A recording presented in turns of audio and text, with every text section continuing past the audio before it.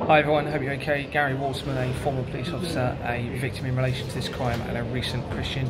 Before I show you the next very important video of a document, I'm going to show you a video of an email that was sent to almost 650 MPs and councillors. I'm going to read that to you now, okay? Okay, so I'm just going to show you this email. As you can see, it was sent there up top right, you can see 29th of February, so a few days ago. And these are all the MPs and councillors that it was sent to. Okay, there's 5 lots of these emails, so it's around 650 people. Okay, you can slow this down, pause, you can see Boris Johnson's, and then you can pause this and look at it slowly so you can see who it's sent to, but I'm going to read the main body of the email to you. You can see it's got the 2 attachments on here. So the top one, BCP Council, is in relation to the videos I've done recently about the council and the links through. And the second document is one that I'm going to show you in a minute. It's almost identical, other than I've tweaked it a little bit since I've sent this, and I've also redacted it. I shouldn't have to because they're public documents on there. But I'm going to read this to you. This is really important. It says, "Dear Honourable Ladies and Gentlemen, as you may recall from my previous emails, there's a couple of spelling mistakes. Sorry, I've done all this on my phone. I'm a former Dorset police officer, recent Christian, former director and now a shareholder of Exbourne Manor Freehold Limited, and victim of over £200,000 of real estate fraud in relation to this matter." And that's because the building isn't fire safe, as well as all the other issues going on with it. Since my last email to over 650 MPs and councillors, I've received only 2 emails, one from Harriet Harman, now appearing to be linked to the system of fraud, and other serious concerns that related to it. I draw your attention to the attached documents that detail some of the research surrounding the Dorset Council area and significant and quick links to a shareholder within Exbourne Manor Freehold Limited, that's my company, to hundreds of management companies, Ghislaine Maxwell, Jeffrey Epestein, Max Clifford, the Prime Minister's Special Advisor Douglas Smith, and an illegal banking, I should say, system surrounding the World Trade Center disaster. It really is quite overwhelming, but this, along with many other similar documents, and now almost 100,000 word statement, thousands of supporting documents is irrefutable evidence that the government have been involved in decades-long fraud in relation to the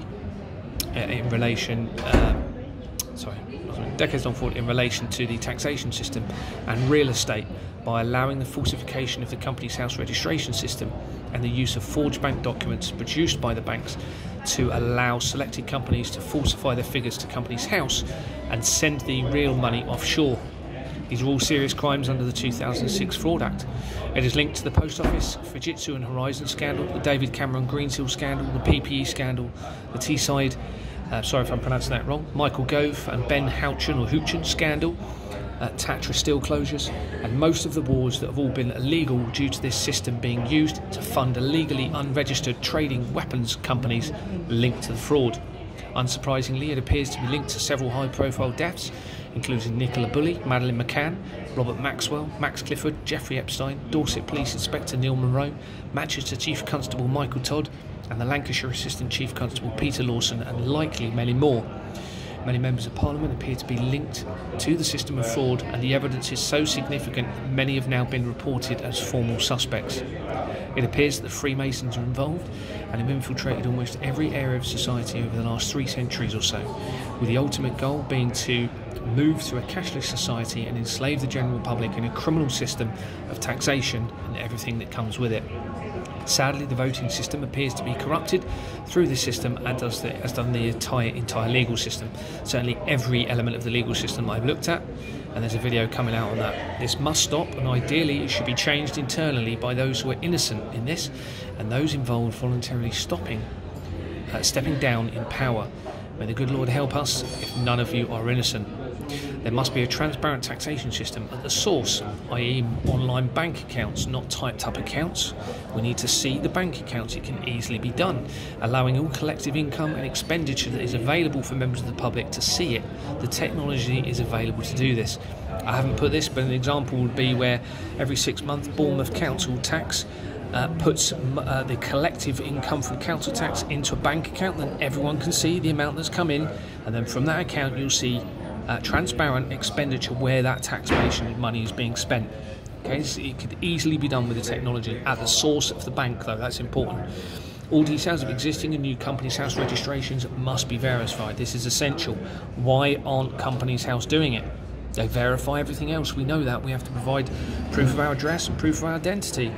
This should be happening with companies, people with companies. All general members of the public should be given a break from making tax contributions, and those involved and allowing this fraud to continue should finance and service the service of the country through their criminally obtained assets and money. Obviously, we all know that's the right thing if they really want to put this right to do. The government need to make a public declaration that they will make no further moves towards a cashless society. You have proven that mankind cannot be trusted with digitised control of the taxation system.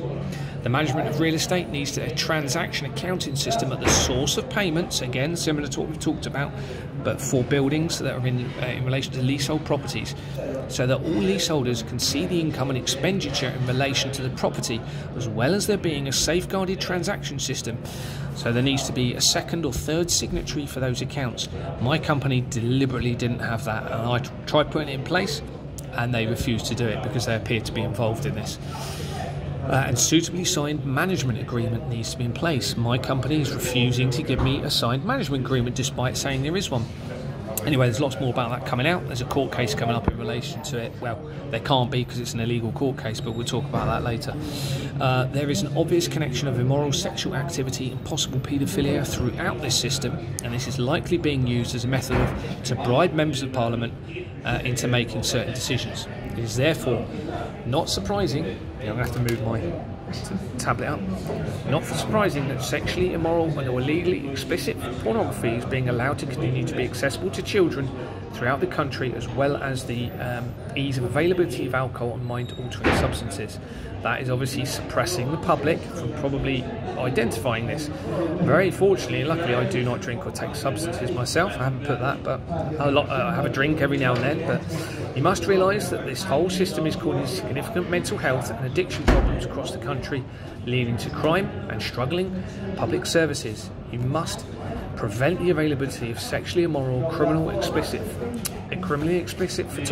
pornography, and ensure that alcohol and other mind-altering and damaging substances are not available to young people. This system is incredibly close to creating hell on earth. It's the best way I can put it, and that must not happen. This and much more information has now been circulated in the public domain through various methods, as well as this email. None of it is misinformation, as it is publicly accessible information, and these emails are in the interests of the public. Didn't put that, but that's what I'm thinking. Dorset Police and the Independent Office of Police Conduct have placed my family and I at a significant risk of harm due to Dorset Police sharing sensitive information. I've got evidence of all of this, all documented.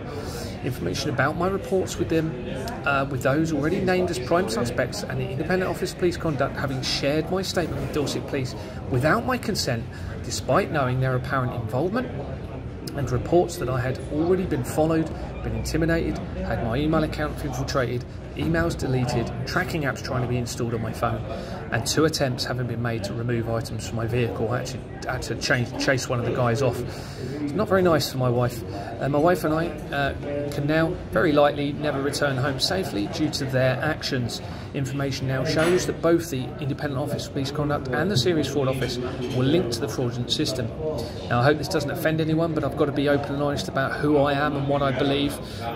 Nobody has to believe this if they don't want to, but I put it as my faith that has compelled me to pursue this and be able to obtain the overwhelming evidence. I suspect the very souls of those that have been involved are very much at stake in this. As always, please feel free to contact me, and I put my telephone number. God bless you all. Okay, so I thought it would be important to share that with you. And now I'll show you the big document.